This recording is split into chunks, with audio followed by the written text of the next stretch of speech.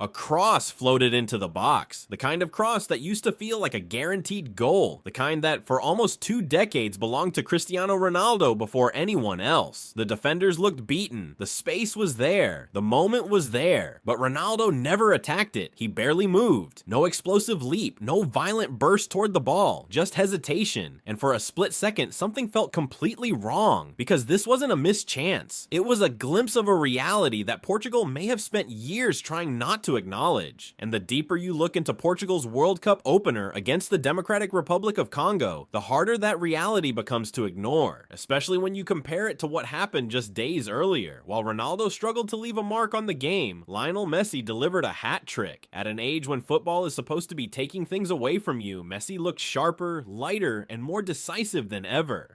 Whether you prefer Messi or Ronaldo doesn't actually matter here. What matters is the contrast, because one aging legend looked like he had adapted to time. The other looked like he was fighting a battle against it. And that's where the uncomfortable questions begin. The immediate reaction after the match focused on the result. Portugal won. The scoreboard said everything was fine, but football has a strange way of exposing problems that victories temporarily hide. When analysts started breaking down the performance, the discussion became less about Portugal winning and more about Ronaldo existing within the game at all. Not because he missed chances, because he barely seemed connected to the match. The numbers were brutal. Touches, involvements, actions inside dangerous areas. Portugal controlled possession for long stretches, created opportunities, and spent significant periods attacking. Yet their most famous player felt strangely absent, like a spectator trapped inside his own team. And this is where the conversation shifted from uncomfortable to dangerous. Because poor performances happen, even great players have bad games. But critics weren't describing Ronaldo as ineffective, they were describing him as invisible. That's a very different accusation. An ineffective striker can still contribute. A striker who disappears creates a different problem entirely. He becomes a void, and once people started looking closer, they found moments that made the criticism even harder to dismiss. One sequence in particular spread rapidly among fans. Bruno Fernandes lined up a shooting opportunity. Portugal had worked the ball into a dangerous position. It was exactly the kind of situation where a team wants its most creative players making decisions.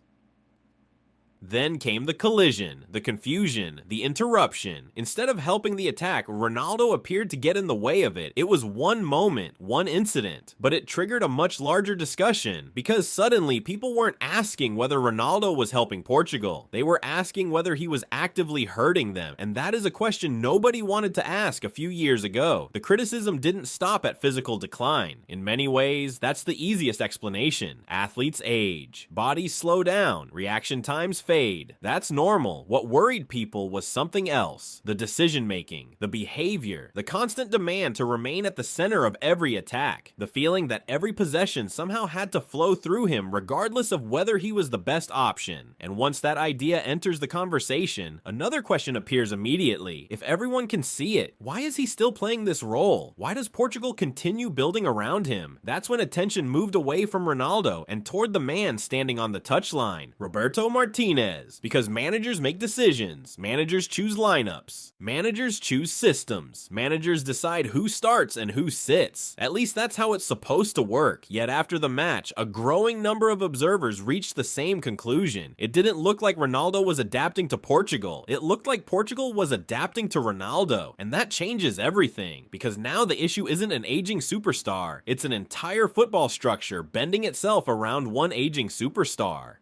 Every questionable selection suddenly gains a different meaning. Every substitution becomes more suspicious. Every tactical decision feels connected to the same central problem. Fear. Fear of removing the biggest name. Fear of confronting the biggest personality. Fear of making the decision that everyone knows is coming eventually. And if that's true, Portugal's problem becomes far larger than one player's form. It becomes a crisis of meritocracy. The best teams survive because no one is bigger than the system. The moment the system serves an individual instead of the other way around, cracks begin to appear, and Portugal's supporters have seen those cracks before. That's why the defense of Ronaldo became increasingly interesting. Supporters pointed to his goals, his records, his history, his achievements, and to be fair, those achievements are undeniable. He is one of the greatest players football has ever seen, one of the greatest goal scorers ever, one of the most influential athletes in modern sports history. None of that is controversial. The controversy begins when past accomplishments are are used to justify present decisions, because history operates in the past tense. The World Cup does not. A trophy is not awarded for what happened 5 years ago, or 10 years ago, or 15 years ago. It is awarded for what happens now, and that's where the data became impossible to ignore. Critics started comparing Portugal's performances with Ronaldo versus Portugal's performances without him. The results were uncomfortable. The movement looked different. The pressing looked different. The speed of attack looked different. The fluidity looked different. Suddenly, the discussion wasn't whether Ronaldo remained a useful player. The discussion became whether Portugal had become better whenever they stopped treating him as the center of the universe. That's a much more dangerous conversation because it threatens something larger than tactics. It threatens mythology. For years, Ronaldo has existed as more than a footballer. He became a symbol, an identity, a brand, an institution, and institutions rarely admit decline willingly. They resist it. They delay it. They explain it away. They search for exceptions. Anything except confronting the obvious. But football has a cruel relationship with time. Eventually, every legend reaches the same crossroads. Adapt or disappear. Some players reinvent themselves. They change positions, accept smaller roles, contribute differently. Others keep chasing the version of themselves that no longer exists. And that might be the most uncomfortable part of this entire story, because the criticism isn't really about missed chances, or statistics, or one World Cup match. It's about what happens when a player spends so long being extraordinary that ordinary becomes unacceptable for everyone around him, including himself. The result is a strange cycle. The performances create criticism. The criticism creates pressure. The pressure creates desperation. The desperation creates even worse decisions. And suddenly, every match becomes another attempt to prove something, not to opponents, not to teammates, but to time itself. A battle nobody has ever won. Of course, there is a counter-argument, a strong one. Ronaldo supporters will say that doubting him has become football's favorite hobby, that people have predicted his downfall for years, that he has repeatedly silenced critics before, and they're right, he has, many times, which is exactly why this situation feels different, because previous criticism focused on what Ronaldo might become. This criticism focuses on what people are already seeing. The conversation has shifted from prediction to observation, and that's a very important difference. What happened against the Democratic Republic of Congo wasn't viewed as an isolated bad night. It was viewed as confirmation.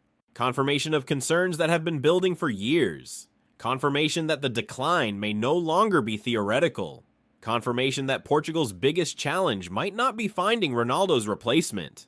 It might be accepting that they need one. And that brings us to the real issue. The Ronaldo problem isn't simply about age. It's about what age exposes. It exposes the people unwilling to make difficult decisions. It exposes organizations terrified of confronting icons. It exposes systems that prioritize legacy over performance. And most importantly, it exposes the gap between what was and what is, because eventually every football nation faces the same test. Can it move forward when its greatest hero starts holding it back? Portugal may be facing that test right now, and after this World Cup opener, the question no longer feels hypothetical, it feels urgent. Because if one match revealed this many cracks, what happens when the pressure gets higher? What happens against stronger opponents? What happens in knockout football? What happens when sentiment collides with reality? Portugal can keep postponing the conversation. They can keep defending the status quo. They can keep hoping the old Ronaldo returns. But every tournament has a way of forcing truths into the open, and this World Cup may have just exposed the truth Portugal has spent years trying not to confront. Not whether Cristiano Ronaldo was once great. Everyone knows he was. The real question is whether Portugal's future is being sacrificed to protect the memory of that greatness. And that question is becoming harder to avoid with every passing match.